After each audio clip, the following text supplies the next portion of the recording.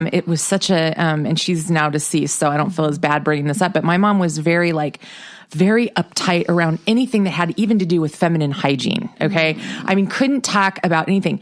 And yet, I mean, I knew my mom I witnessed some pretty racy behavior because my parents divorced when I was very young, but I just learned something from my sister like 2 weeks ago that I had no idea, that freaking shocked the hell out of me about my mom. And it's like, okay, so you were out single doing all of this stuff. Not that it's not a judgment thing. It's like, but this is a piece I didn't know. And yet she couldn't even talk to me about sex. Like, wouldn't you want me to avoid some of this stuff? And clearly she lived a tortured life and felt very guilty about a lot of stuff that she did during a time frame, in her life. And it's like, God, she suffered, I think. And it makes me really sad to think back that she had so much, she was so uptight within her head and however she was raised and whatever, that she couldn't forgive herself. And to try for enjoying herself, or even reckless behavior, you can forgive yourself for at some point, and then to be able to go on and have that thing, and maybe to talk to me so that she could keep me from having some of those experiences out of ignorance, which I think some of what she did probably had to do with that, right?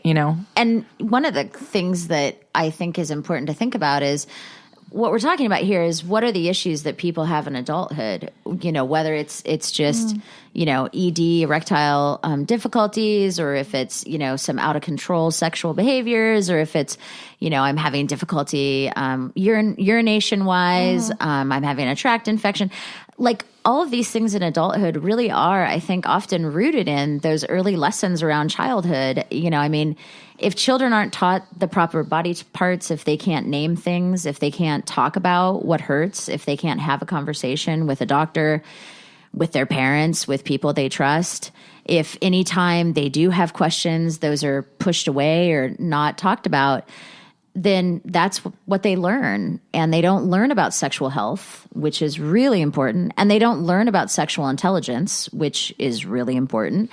And then that gets passed on to their kids oftentimes, unless they make very conscious decisions to do something different for whatever reason. I think actually the root of a lot of sexual health issues or sexual relational issues go all the way back to the beginning. Like, we need to do a better job to be educating, young people in comprehensive, positive ways. Something you said just raised a question. That's Fred, our studio dog, having a little shake over there. And if you're hearing strange noises, something you just said had a question raised in my brain. Okay, so if kids, are not taught the proper way, and all these preposterous names are attached to things, and everything is so taboo. Do you think that can have an effect on the over and or underreporting of molestation?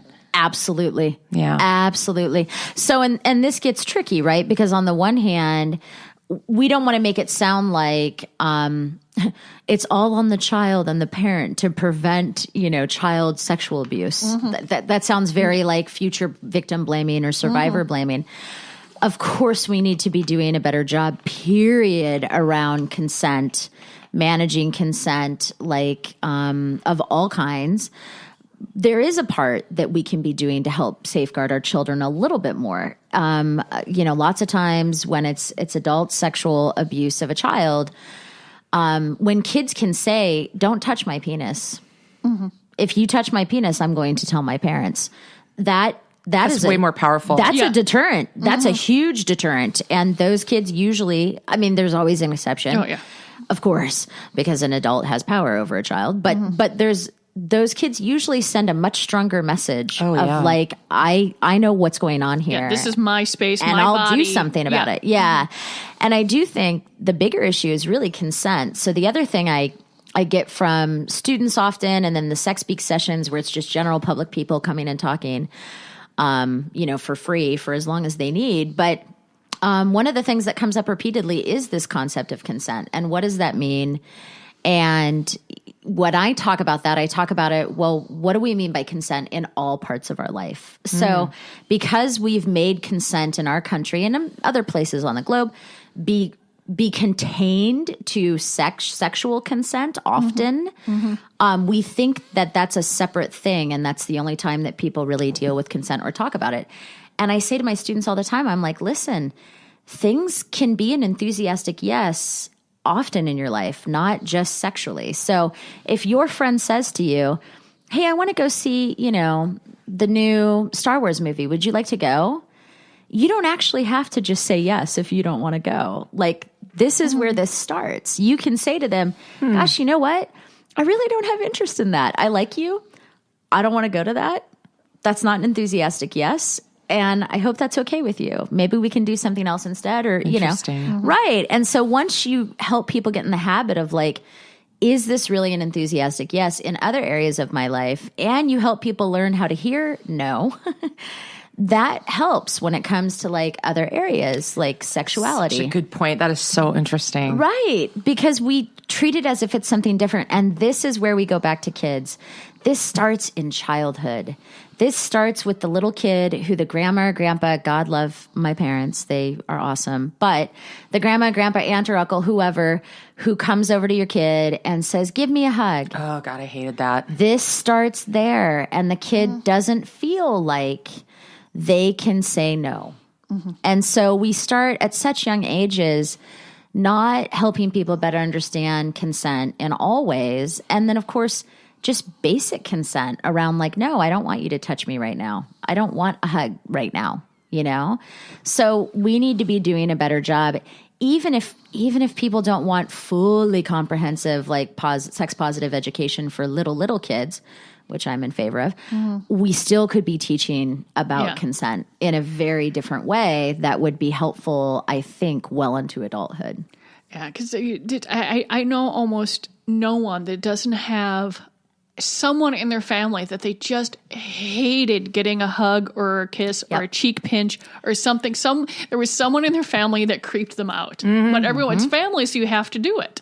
That's exactly how it feels. No. Right. And then how does that translate into the future, right? Yeah, because you learn that you're not allowed to say no. Right. Yeah, somehow, someone pushes hard enough or they're not, or something like that you're supposed to go along to get along and not hurt someone's feelings. Exactly. And I'm like, screw that shit. I agree with you. And that too has gender and culture implications too. I even call it a little bit scary sometimes, but when people say you want to do something, I just go, no.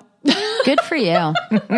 We all need to practice that. It was just I agree. It's like, do you want to go, do a polar plunge with me? Well, it's Special Olympics. That's nice, but you know what? No, I don't. No, I don't. I don't want to be check. Big here's a check. Bye-bye. I will donate. Yeah, big fat nope on that. Yeah, or, or folks, hey, everyone's getting together. Well, like I said, when the first Star Wars came out, I just said, I got on this big list, and I'm like, not my thing. Everyone have a good time. Right. And I did not go along to get along. And I'm always sort of, but like I said, I know I'm mutant. But I think especially in the Midwest. Yeah. My dad's from Jersey. Yeah. So he was always a little bit of a fish out of water. That helps. And he was very direct, and he didn't understand that that's nice, or we should get together and then nobody ever calls, because we moved here when I was 7. And so it's amazing how outsider you were that fast. That's right. And so right. But like I said, it might just be mutant because I've always been around, even though my parents never talked about sex, once you sit around picking up greeting cards with your mom, trying to figure out which one has the biggest penis on it. That's awesome. You don't really have, because that was the sentence. Does that just lower the inhibition level? Yeah, we should get this because nothing after that is quite a greeting card. Yeah, ugly face, but big penis. So we'll get this one instead of that one because you can't get them all. No. But you have that. No, you can't get all the penises. No, I mean greeting cards. Yes. And it was just little things like that. But there are still some times where I'm like, there'll be other stuff going on, and I'll just let the other folks do the opposite. You explain that to my mom. Yeah. Some things I just, it's a private thing. I think there needs to be some differentiation about what I know that my mom knows. I mean, about each other's personal lives. Yes. I mean, it's not a free for all. It has a name. It's called differentiation of self. So your word is perfect for it, actually. But when I giggle over this, I was like, like my mom, I said, go ask those guys. And everyone's in they'll pause for a moment. They're like, do I really want to? Okay, I'll explain it to Marlene. It's really cute. I'll take this one. Yeah, I'll explain it to so going through there because I know it. Because look at this whole big thing of sample in or someone come in or someone talk about something. My mom will just go, huh? It happens less and less now. It's been 36 years. Yeah. You know, but every now and then it's just like, Oh, you guys still manage to surprise me sometimes. I'm dying to get to this one question, and Colleen, you're going to have to help me with it. But it's our GNS big burning question. Indubitably, like 3 times out of 4 shows in a month, let's say, okay, because we're weekly, there's something that's been written, and it's a study, and there's universities involved, and sometimes it's a cooperation between a British and an American university, or whatever, and big deal, and people and they do these studies. I'm sure you looked at this question in the outline, and they all seem to come to the same stupid conclusion, and I'm like, these are smart people. So why has nothing different come out? And Colleen, what was our other thing last week where we were banging our heads against the wall? Pretty much they have all of these like 6 ways to better sex and 8 ways to better sex and all of these different things. and I sort of... It's all the same ways. It's all the same ways. And I said it's sort of like a Pinterest cupcake. It may not look like the cupcake, but it's still going to taste good. So you might want to use all of this as inspiration and not the be all to be end all. This is how sex is supposed to be done. Because I was looking at some of this stuff, and one of them I'm like, that's just too much work. Yeah. I mean, for Pete's sake, you're going to be too distracted. Yeah. Enjoy what you're doing. Yeah. But you've got all these studies and all this coming, and it's all back to maybe you should talk to someone. Right. It's like study after study after study that says maybe you should talk to someone. I mean, are we nuts or I know how I ended up on the show now. But I mean, do you understand why it's perplexing to us? Could you just give us some insight? Yeah. Well, I think one of the things that I think is a disconnect for consumers of research. So, and it's great that you're reading that. Consumers of research versus the people who are doing the research and the people who are publishing the research. One of the biggest areas of dissonance is this. As a researcher and as someone who is part of many journals where we want to publish research, we actually want studies that confirm each other. We want findings that confirm each other up to a certain point so that then we can definitely say, this is what it is, right? So if just one person kind of goes, this will sound funny in this context, goes off half-cocked, and finds some sort of like conclusion that no one else has ever found, then they're going to have, that'll get consumer attention because it's going to sound completely different. But what the research community will say is, well, we're going to all now have to verify that. We're going to have to make sure that what you found is what actually exists, right? Because one person alone can't really say that something is evidence-based. They can just say, I did this one study, and that's it. So there's going to be more research on whether cat owners like bondage now. Yeah, that would be amazing, right? If like one study found that. We did. It did. Yeah, They found a parallel. Yeah, and the reason is because they're likely to catch that. I think I might have read that. Toxoplasmosis or something like that. Yeah. So I'm just like, because I'm like, now we saw this headline and everyone just busted out because almost everyone in our office owns cats. Right. And we're all just you're all like, I wonder what that means. And we also know that we sell a crap ton of bondage gear. And I'm like, now you know. So now I'm like, okay, but do these two things have anything to do with each other other than the fact that people like cats and people like bondage, but they might not be related. They might not be related whatsoever. Which is why someone else will now have to do that study. Right. So because if you're saying something that not other people are really saying in the academic world or the scholarly community, then you're fringe. Your work is considered fringe until somebody else verifies it. So from a consumer point of view, though, it just looks redundant and is kind of boring. It's kind of like, yeah, of course that, I mean, I just read that, that's been in the news for 5 years now, right? So I understand it from the consumer point of view, but from the research point of view, we actually want that. We want replicatable findings until... So it might start off small, but then someone can get the funding to do something larger. Right. Absolutely. Okay. Well, that's the other thing. The way funding works is until I do pilot studies and find something and then can say, hey, I think I think I'll be able to elaborate on this, or it spans slightly, but it's rooted in, solid findings already.